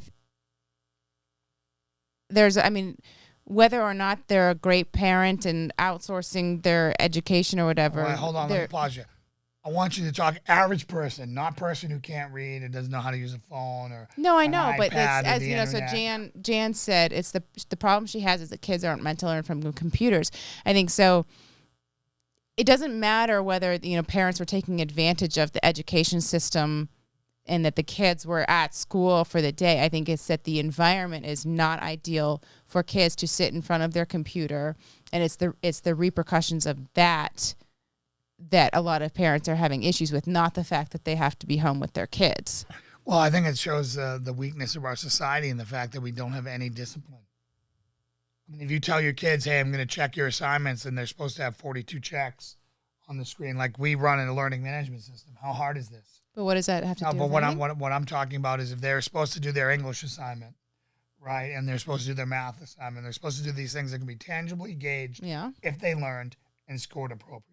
Yeah. They go through, and I'm a dad, and let's say I'm not a complete idiot, and I can look on a screen and say, okay, this is a score that my kid did well, my kid did well, my kid did well, he's learning whatever. All right, so academically I know he's okay. So now is it the socialization part, is the maturity part I'm concerning? But the part that I'm counting on the school for is for him to teach the math that I need, the English that he needs, the science. That stuff's very tangible. Yeah. And that stuff can be easily read and gauged. Mm-hmm. And then it's my job as a father and your job as a mother to socialize my kid appropriately to that, because this whole public education crap just started a little while ago. Well, so socialization is one piece of it, but there's tangible learning that they are not getting from being on a computer and getting it such as in that. There's a lot of hands-on activities that you do in school, science experiments, what have you, going up in front of the class and presenting and practicing your debate skills or whatever that they're not getting. That people are saying, their kids are having migraines now from having to look at a computer screen all day. It's what is healthy. You're right. You're going to have the migraine crew. You're going to have the other stuff out there, and those will not be considered the average. So what are you arguing against? What I am arguing against is I don't think this is the worst thing that's ever happened to kids. Like, I think that it's parents have outsourced their responsibility to government officials for far too long to mentor and raise their kids, and coaches to raise their kids. And they were surprised when their kids came back all messed up. Mm-hmm. Now they're seeing that their kids aren't these saints. They're not what they thought. And they're having to take a more invested role in that. And I think that that's a good thing. I think it's a great thing. I think that we can take. Let me pause you with it. So for every negative you have, I can come up with a positive. You used to be limited by only how bright your teacher was in teaching you. Mm-hmm. Right now, because of the internet, because of Google, because of unlimited resources, you can literally be the smartest person on the planet, and you have no limit whatsoever to your potential, no matter where you live or how you do it. It's all on your discipline. Right. I mean, age appropriate on what they can get from the internet as far as that. But I forgot my point. You interrupted me now. I forgot my point. I won. You did not win. No. Look at the comments. You did not win. Slow down the wine, JP. Lauren is right. See? Well, crappy parenting is another bad component of 90% of 4, 5, 6, 7 graders are not capable of doing this. I think Jason is thinking about high schoolers, thinking about someone. No, I think that all of us are not nearly as smart, with social media, with computers, with tablets, with everything. This is part of who they are now. We are the transition generation, right? Especially Jan and Mike, because you guys are baby boomers. You guys are sitting there and you're looking at technology that you can barely fathom, and your kids are 30 years ahead of you in technology. Yeah, I mean, but I think from go. I mean, there's how many studies are there out there about screen time and all of that stuff that are truly detrimental impacts on their development.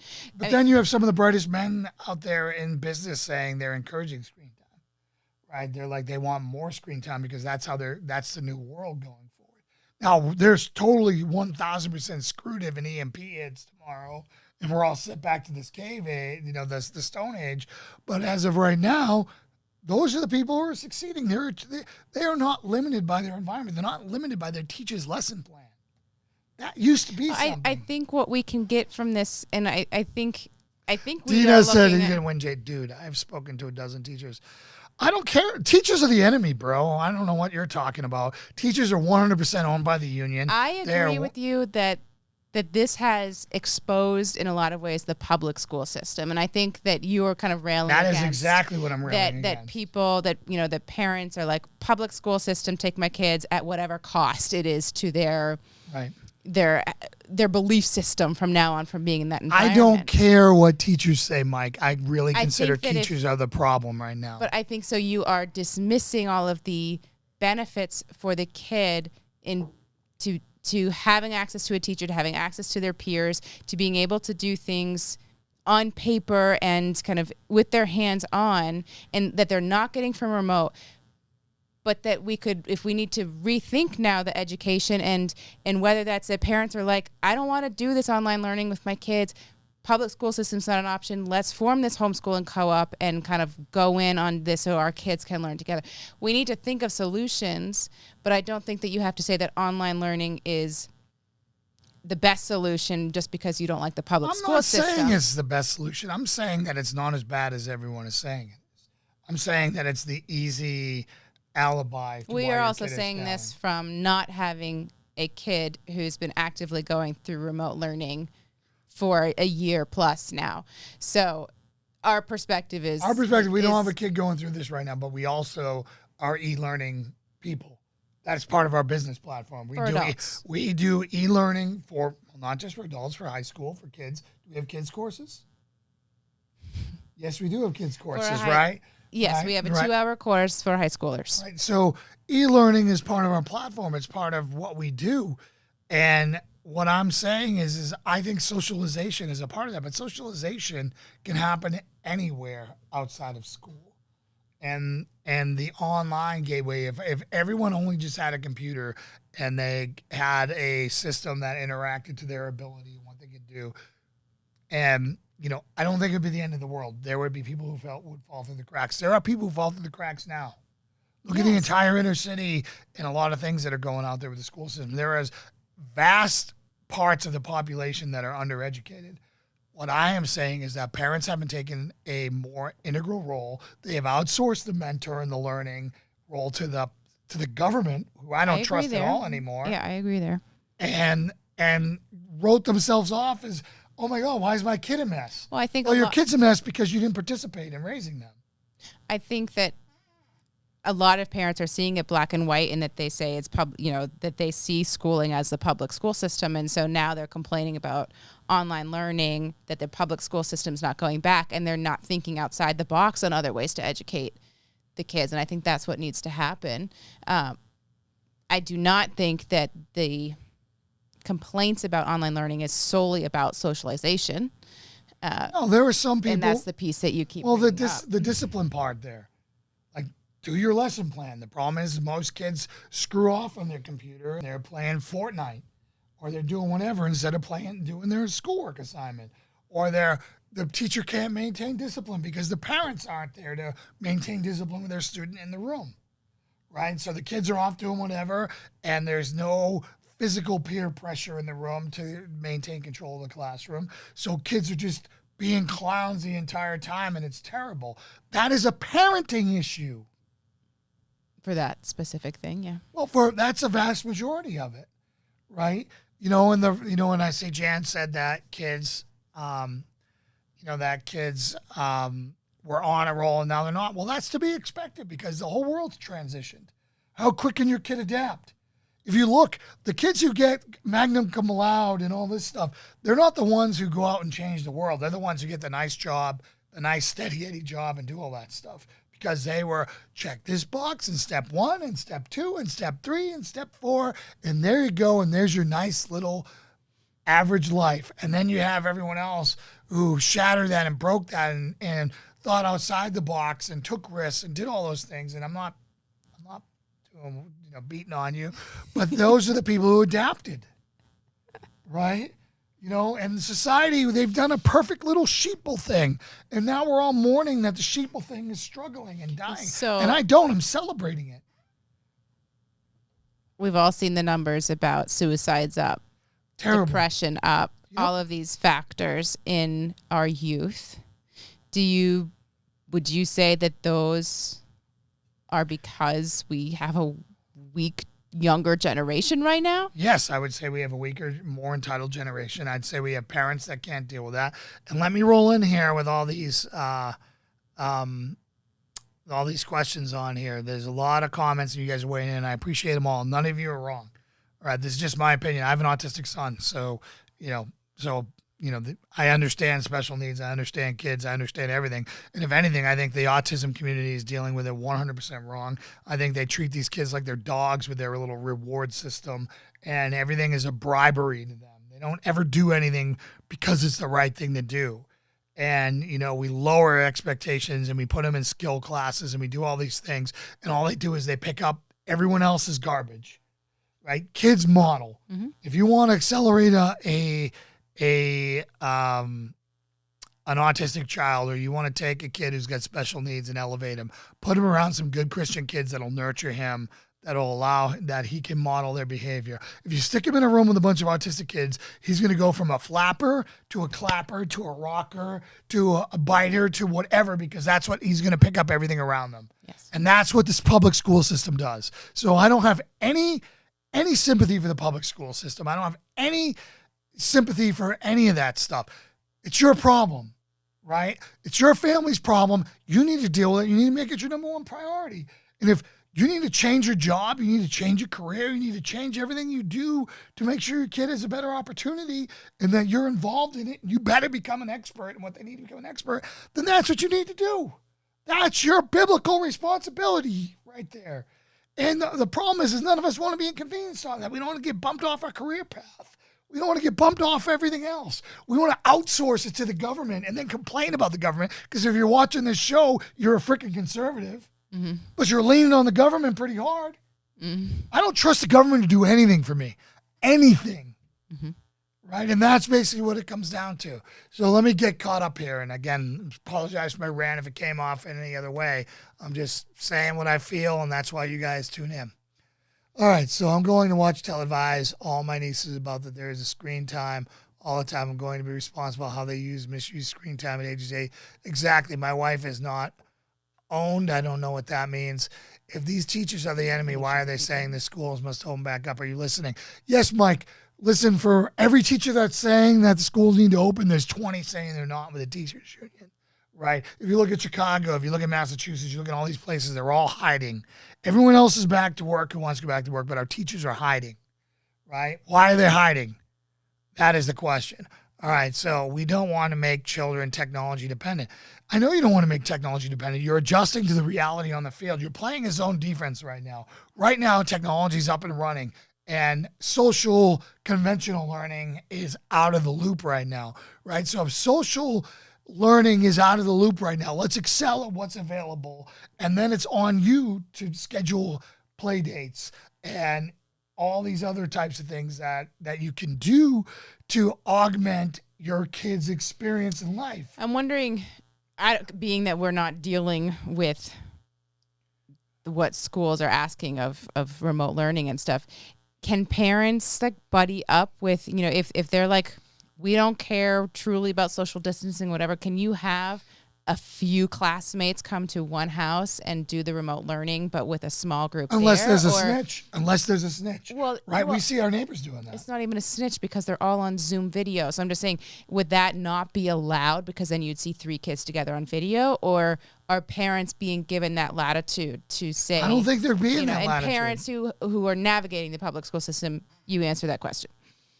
So I don't know about that. That's more in the weeds than well, I assume Florida has more freedom than New York City or Massachusetts or any of these other places. But what I'm saying is that, if we get hit with an EMP tomorrow, that's a different problem to solve. Right now, our problem is a pandemic and our kids are in isolation and our families are in isolation. So that's the problem we have to work on. So you can't what if this into infinity. What if a comet strikes the moon tomorrow and we're all dead? Well, then it doesn't matter. What if the rapture happens in 2 weeks? It doesn't matter, right? What I'm saying is you have to play the cards that you're dealt right now, and you have to do the best with what you got and then adjust as a parent and as a thinking, living operator in this world that we live in. As a competent individual, you have to excel at that and not just find a reason to quit, which is what I feel a lot of people are doing and just complaining. I mean, you're saying, career change and stuff for parents so that they can be around to facilitate this, because yes, a lot of parents have been incredibly inconvenienced with their careers to be all of a sudden working from home and managing remote learning, but it's certainly not simple for a lot of people to do a career change to the extent that their new career would free them up to be with their kids and remote learn, because that would require new education for them, because they could find a new job, but that's going to be with something that they're trained for, which will be the same situation that they were already in. So it's truly not as simple as saying find a new job and then prioritize your kids' education. Should they be doing that, and should they maybe have already done that, because that's what we are called to do, is be more invested in our kids? Yes, but on the timeline that these kids are needing solutions, parents are not able to pivot so quickly.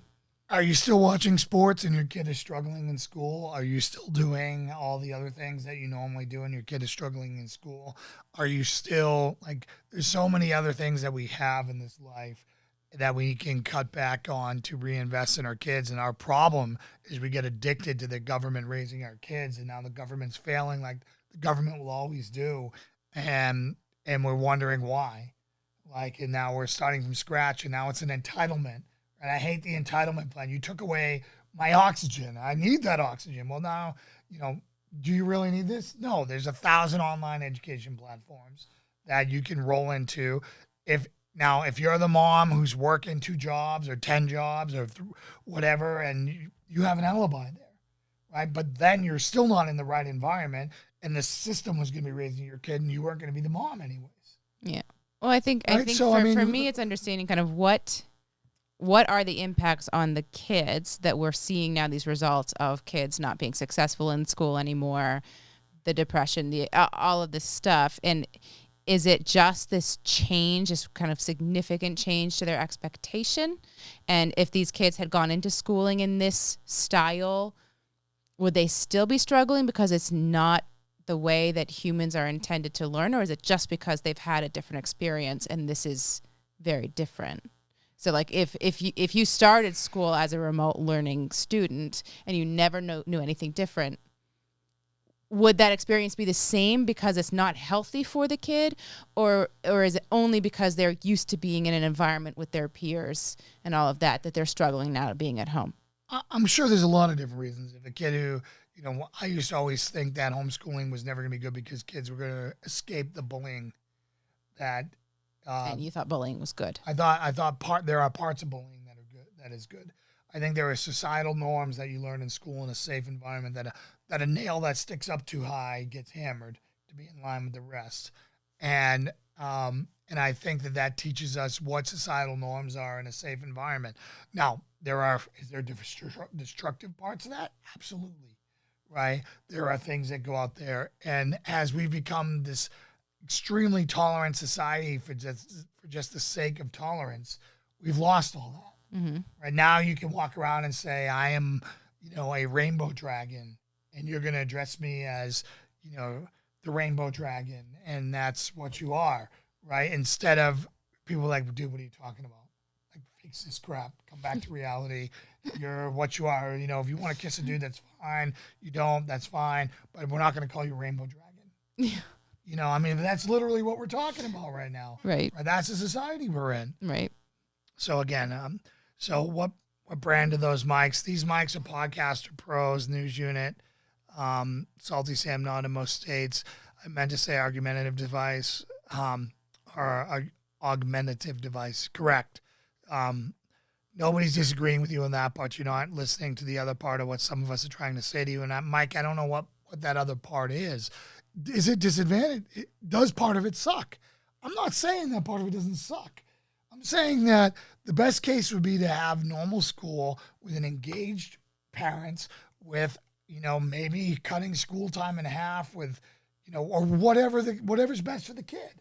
Some kids are going to learn better remotely 60% of the time, 40% in person, and others are going to I think that is better, right? So again, true, genuine Christian fathers can be the cure. Fatherlessness is I completely agree with you. Brandy, on that. And that's my point, is that we all get so darn busy that we outsourced parenting of our kids.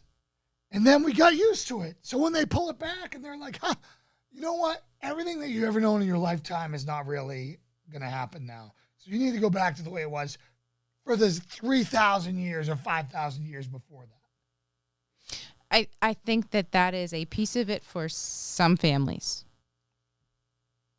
The wine? Wine me. Okay.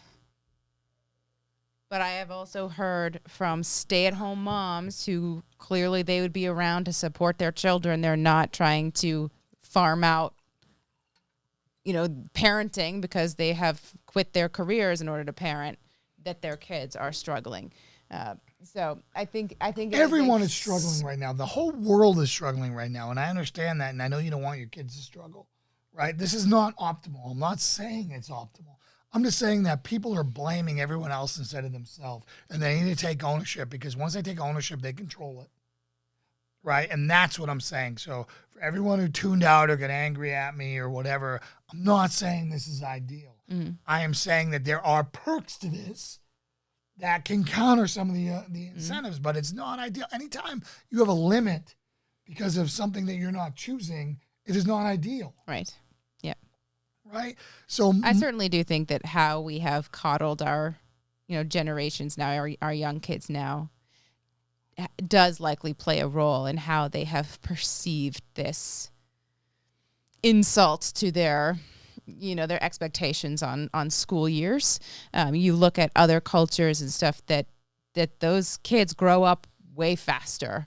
And they're probably looking at what we're going through now with such first world problems, as far as, those kids are out doing real world jobs by the time they're 12, and their mindset is way different. So I think largely it's, at least in part, an expectation of what that kid was, had for school. But I saw a post from a friend or family member, to not narrow it down, where they were like trying to figure out, my kids are unwilling and won't go out.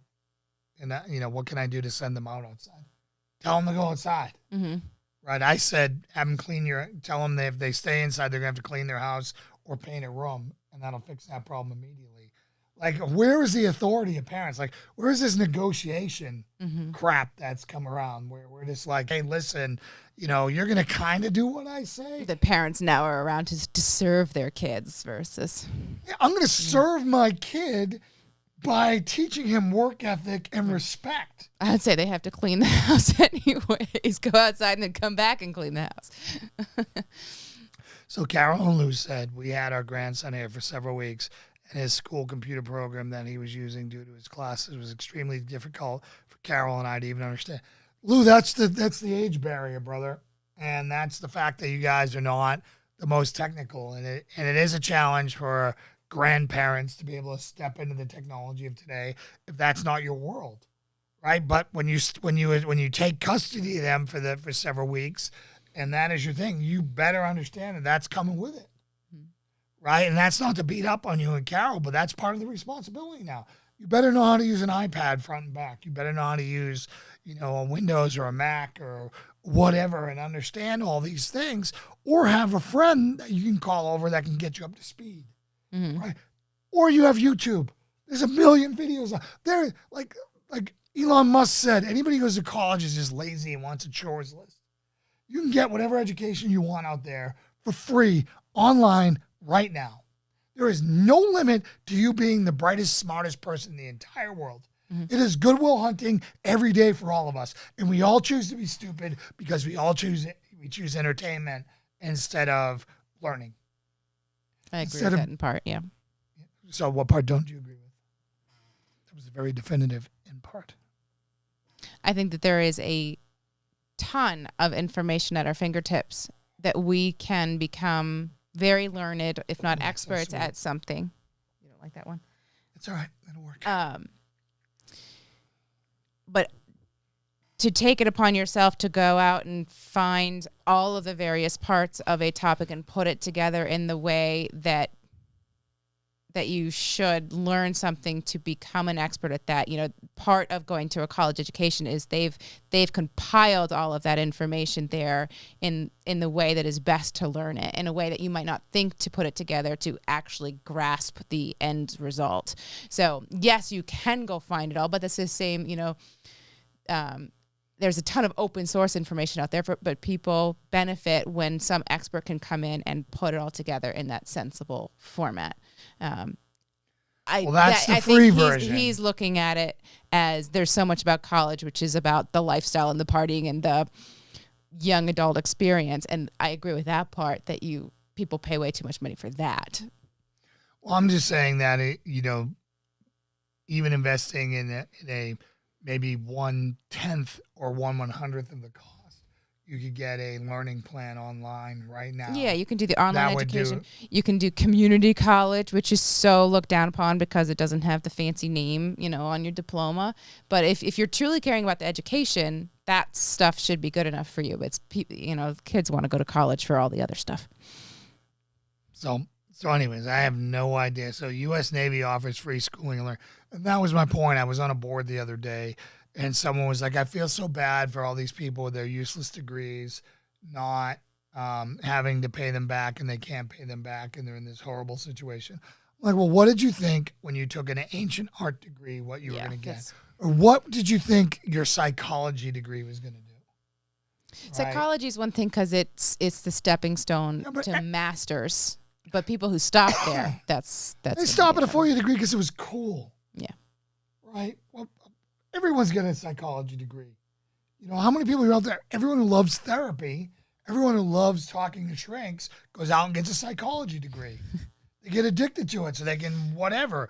It's useless. It's not going to do anything. An engineering degree, a medical degree, a million other things right now. You have to look at the world that you have today. Mm-hmm. Try to predict what the world's going to be in 10 years and project what career path you can go on. Now, Gary Vee and a lot of other guys are out there and thinking that people are going to play video games for the rest of their life to make money.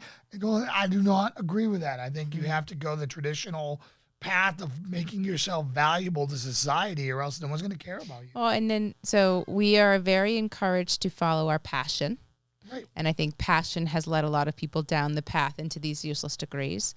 And that, and to bring this kind of back around to a God conversation, it's, is in the talents that God gave you, kind of where do you reconcile that with something that you're passionate about? Is what you're passionate about something that God gave you that talent, or do you become passionate about something because you become good at it, or kind of where does what the skills and talents that God gave you fit into all of that? If you, or is Well, that I just a think different what makes you conversation? exceptional, and I think a lot of people think they're exceptional and they're not.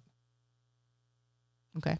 Right? I think it comes to when you're exceptional at something or something that, moments when you transcend yourself, right? There's something that you do where you transcend your cognitive ability and you're good at it, whether it be speaking, whether it be, bow hunting, whether it be whatever it is, right?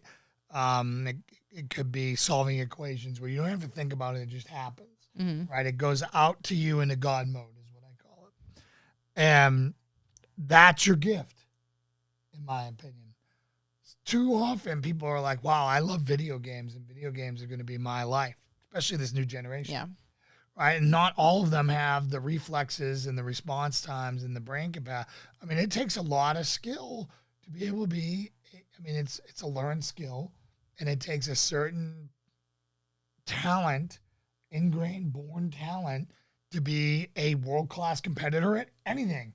Figure skating, weightlifting, football, sprinting, whatever. Same thing with esports, right? And, not everyone's going to be able to do that. And unfortunately, you got a lot of influencers out there saying that, yeah, you can be the Fortnite guru or whatever when you suck at it, or you're very average. You can be very average with an awesome personality and you have a YouTube program, and maybe they're tuning in for their YouTube for your personality and not for that. But how many people do we know that have an okay personality and they're good friends, but they're not celebrities because they're not that desirable? Right. So, again, I just really feel like there's been a massive disservice done by the social media gurus out there for everyone to go chase their passion. Yeah. Passion classes is what you used to and should minor in, not major in. Exactly, Salty Sam. So you got your engineering degree with a minor in psychology, not a psychology degree with a minor in, Celtic art, which is what we're seeing. Minor in. He was editing his comment. Okay. True, genuine. So, I know I went off on a crazy tangent there and probably pissed a lot of people off. I know we've been going for a long time. 2 hours. Yeah. 2 hours. But, again, I don't mean to beat up the teachers. I don't mean to do any of that stuff. I'm just saying that, life sucks for everyone right now, and you got to do what you got to do. We all got to pull together to get through this. And sitting there and whining and complaining and cowering in your basement and not going to work. I deserve a strength and honor for knowing that Sam was sure. Sounds good. I could Editing use his some more. comment. Strength and honor. Strength and honor. Strength and honor. So, is there anything else we got? Are we going to wrap it up? What do you guys got? Or have I offended Did you everyone in the enjoy audience? the Jason Perry debate? Did I win? No? I totally won. Now, all the girls are going to say I didn't win because I didn't submit to my wife. That's not at all. That's totally what's going to happen. You're not supposed. I'm supposed to submit to you. No, but they're going to be like, well, whatever. I totally won. Nope. Why didn't I win? Nope. Why didn't I win? Just getting louder doesn't make you win. What? That wasn't loud. I articulated that entire time. I have no idea what I said at this point, but I felt like I was very confident when I said it. Yes, you were very confident when you said that is not a problem for you. You were always confident. Strength and honor.